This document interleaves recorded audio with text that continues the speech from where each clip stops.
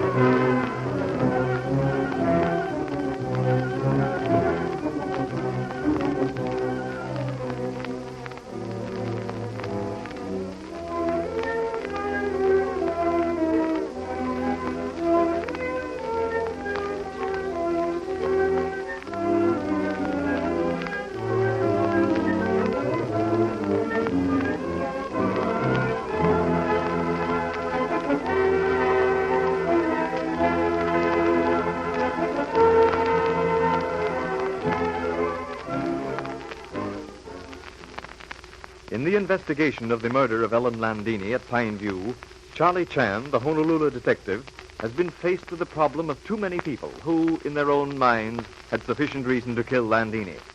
However, in reading the galley proofs of Landini's autobiography, Inspector Chan has found something which, to him, seems to point definitely to the murderer. The inspector is in the living room, talking to old Sam Holt, the sheriff's father, while in the study, Dudley Ward, owner of Pine View, sits before the fire talking to Louis Romano. What else did they say, and what else did they wish to know, Mr. Romano? It is very hard to say, Mr. Ward. You see, they seem to be trying to prove that Ah Sing is the one who killed Ellen. Ah Sing wouldn't do a thing like that, Romano. Mr. Ward, I do not know. I know that I do not kill her. I do not think Mr. Ryder do so. I cannot think of it to you. Thank you, Romano. I have my own ideas. But you interest me considerably. You say that they definitely proved that Ah Sing did appear with a blanket, and then a few moments afterward, he was seen without it? Of that there can be no doubt, Mr. Ward. It is as plain as, what do you call, the nose on the face. I wonder what explanation Ah Sing could give of that.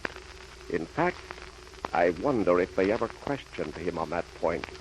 I shall have to ask Ah Sing, but then I don't like to interfere with Mr. Chan's investigations. You understand, Mr. Romano? Oh, but yes, of course. Me too. I do not say one word more than I have to. Every time I open my mouth, I feel that it means making the stay in this miserable place. Oh, you pardon me, Mr. Ward. Your home is delightful. When I think of the continent, I should be there. Yes, of course. Spending Landini's money. And why not? I teach her to sing. I am half a partner in that glorious voice. I give her what you call the opportunity. Why then should I not receive some of her money? From that point of view, perhaps, Romano, you are quite correct. At least you encouraged her in her desire for a career. I did not. Yes. Sometime when she was in what I call a pensive mood, she told me of her life with here at the Pine View. Mention me, did she? Oh, yes, senor. But never in anything but the very highest of terms. That was kind of her. I tell John Ryder sometimes, we're all inclined to judge Ellen too harshly. She really belonged in a different kind of world. May I help you, Mr. Holt? Yes, thanks, Mr. Chan. See, Mr. Ward? Mr. Romano sitting before study fire. I was getting up to leave, Mr. Chan. Please do not. Really, you are welcome indeed to remain to listen to our discussions. Come over to fire, Miss Beaton. Yes, Miss Beaton, take my chair. Oh, I wouldn't think of it, Mr. Ward. But really, I'm going with, to be frank, with the number of guests we have at Pine View, I do have to assist Mrs. O'Farrell, Ah Sing, and Cecile with the arrangements. Yes, quite a few years, Dudley, since there were parties this size at Pine View. Yes, Sam. Not, in fact, since Dawn here was about the height of that table. Yeah, we kids used to have grand times up here.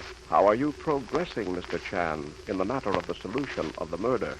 Splendidly, Mr. Ward.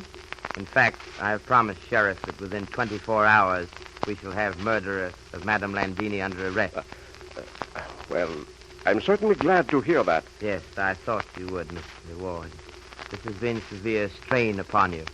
A house full of people when you wished most to be alone. Oh, that's nothing, Mr. Chan. I'm glad for your sake and Don's that you are so close to a solution. I suppose it's, well, impossible even for me to ask So sorry, yes, Mr. Ward. Matter of routine. You understand? Some chance word and... Quite. I thoroughly understand, Mr. Chan. You are very quiet, Mr. Romano. Me? Me. I have been what you call a hold of force before you come into study. I tell him, Mr. Ward, that every time I... Romano says that every time he advances a suggestion, he seems to, well, upset the apple cart, prolong the investigation. Ah, but no. Mr. Romano has been most helpful. He should have no feelings of such nature. Well, I'll go downstairs and leave you to your discussions. You coming, Mr. Romano? Yes, Mr. Ward. I think I shall. Perhaps play piano for a short time, and then, nothing but a bed here in this place. If you require anything, send for me, Mr. Chan. Most assuredly, Mr. Ward. Sheriff, Mr. Holt, Miss Beaton. The solution of the murder of Madame Landini is within touch of our fingertips. What was that you said? I'm serious, Sheriff. Man labors for days for success. And in the end, success is thrown from most unexpected source into his hand. Doggone, Mr. Chan, I ain't never seen you excited before. It must be important. Sit down, Miss Beaton. Yes, Inspector. And listen carefully as Sheriff reads from last chapter of Landini's book. Here, Sheriff. Galley 110. First paragraph of chapter 28, Sheriff. Where? Oh, yes. Where it says, after my marvelously? Correct, Sheriff. Read, please. But first, I make certain the door is tightly closed. No one but ourselves must notice. I won't say a word, Mr. Chan. After my marvelously successful season in Berlin, I came for a rest to Stresa on lovely Lago... Say, what is this language anyway? It is Italian. Lago Maggiore. Second highest of the Italian lakes, I believe. Read on. Lago Maggiore. It is here on a balcony of the Grand Hotel, more Italian, that I write the concluding chapters of my book. Where could I have found a more delightfully beautiful setting? I gaze in turn at the aquamarine waters, the fierce blue sky, and the snow-capped Alps. Not far away, I am enraptured by Isola Bella, with its fantastic palace, its green terraces of orange and lemon trees rising 100 feet above the lake. The thing that has always made life worthwhile for me is color, plenty of color, in personality, in music, in scenery. I have pitied many people in my time, but none more so than one I knew who was colorblind. By the Lord Harry. Colorblind, a poor, luckless soul to whom all this gorgeous beauty would seem a mere monotonous prospect of dull gray. Lake, mountains, trees, sky, all the same. What a tragedy. Colorblind. Colorblind? Precisely. A person who sent for a green scarf comes back with a pink one. A poor, luckless soul who, having murdered Landini and desiring to give semblance of order to death, places on yellow box the crimson lid, and on crimson box the yellow lid. But who? Does the book say who? So far, I've found person not named. But from tone in writing, I am justified, I think, in saying one who was very close to Landini. I should think so. And that leaves my brother Hugh and me out of the list of suspects. Correct, Miss Beaton. Provided your brother had not met Landini before she went to Lago Maggiore. Oh, I know he hadn't. Landini hasn't been out of the United States since he met Hugh. Now the job is, which? Who among the group? Ireland, Cecile, Arsene, Ryder, Ward, and Romano. My dear Sheriff, do not worry. All things are more easily found by man who knows for what he is looking. We now know for whom we look. We shall be on watch every minute. And when we find him, remember it must be in such manner that evidence is conclusive. Mr. Chan's right. We got to get that person, but we must prove that person is colorblind. That shouldn't be so hard. No?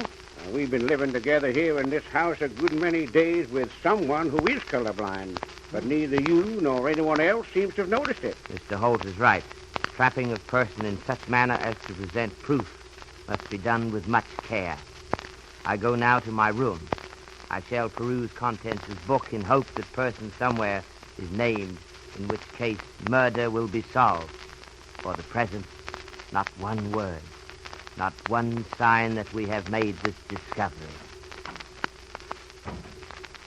Ah, Mr. Romano, you are retiring to own room? Yes, Mr. Chen. I cannot play the billiards day after day, and the piano... do not tell him, Mr. Ward, but the action is too hard. It is not the kind of piano to which I am accustomed. It is what you call expensive piano, but not good. You understand? Afraid I do not, Mr. Romano. But I am not judge of pianos. Me I am. This one, it has a great name, but the poof, senor, I do not like it, and that is all.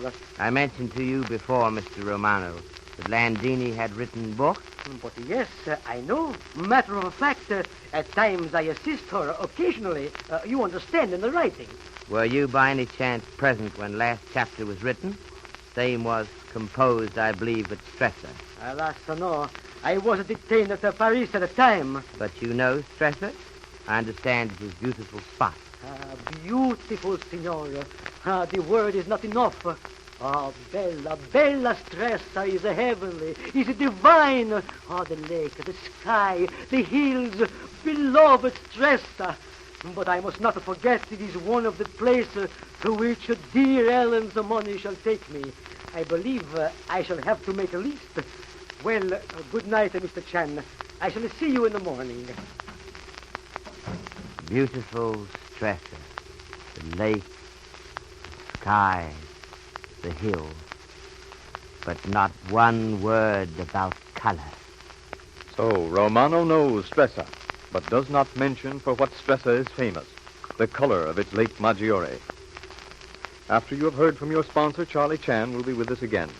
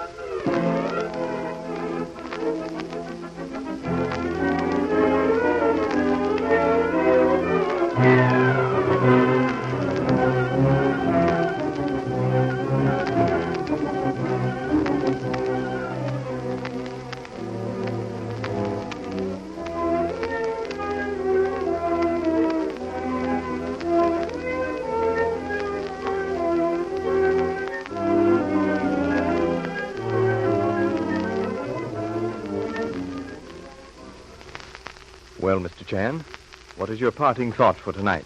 I have been thinking much on matter I brought to Miss Beaton's attention. I said that between friends, too much reproof makes friendship distant. Yes, Mr. Chan? There is another Chinese saying in somewhat similar vein. Though tumultuous crowds acclaim the emperor, there is but one man upon whose word the emperor can rely. It is he who, though his head fall for it on the morrow, is friend enough to say, it were better done for the doing than for the praise it brought.